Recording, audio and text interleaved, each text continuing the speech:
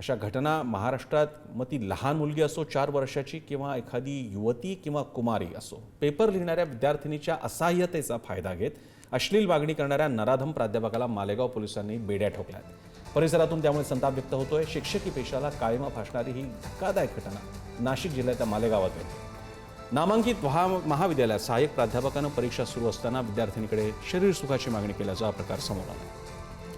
नाशिकहून किरण ताजणे अधिक माहिती देतात। किरण, हे कोणतं महाविद्यालय आहे? हा कोण शिक्षक आहे ज्याच्यावरती हा आरोप झालेला आहे? काय प्रकार आहे?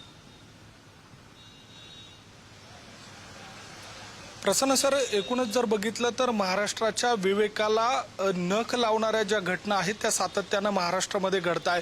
प्रामुख्यानं पुण्याची घटना असेल आणि त्यानंतर लागलीच ही मालेगावमधील जी घटना आहे ती समोर आलेली आहेत। यामध्ये बॅकलॉगचा पेपर देण्यासाठी जी विद्यार्थिनी गेलेली होती त्यावेळेला वर्गात विद्यार्थ्यांची संख्या देखील कमी होती आणि याचाच फायदा घेऊन या आरोपी शिक्षकानं त्या मुलीकडे शरीर सुखाची मागणी केलेली होती। तातडीने या सगळ्या संदर्भामध्ये विद्यार्थिनींनी पेपर संपताच प्राचार्यांना याबाबतची कल्पना दिली, पोलिसांना पाचारण करण्यात आलं आणि त्याबाबतचा गुन्हा मालेगाव पोलिसांमध्ये दाखल करण्यात आलेला आहे। तातडीनं महाविद्यालयानं हा जो शिक्षक आहे याला निलंबित केलेला आहे।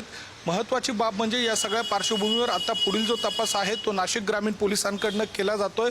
मात्र वारंवार अशा स्वरूपाच्या ज्या घटना समोर येत आहेत त्यामुळे शिक्षकी पेशाला देखील या सगळ्या निमित्तानं काळिमा फासला जातोय। महत्त्वाची या सगळ्या निमित्तानं बाब जर बघितली तर ही एकटी काही प्रशासनाची किंवा एकूणच या सगळ्या काळामध्ये कारवाईची जबाबदारी पोलीस यंत्रणेवर नाहीये, तर ज्या शिक्षकांवर ही संपूर्ण जबाबदारी आहे त्यांच्याकडनंच अशा पद्धतीचं कृत्य ज्या वेळेला घडतं त्यावेळेला समाज मन हे संपूर्ण सुन्न होतं।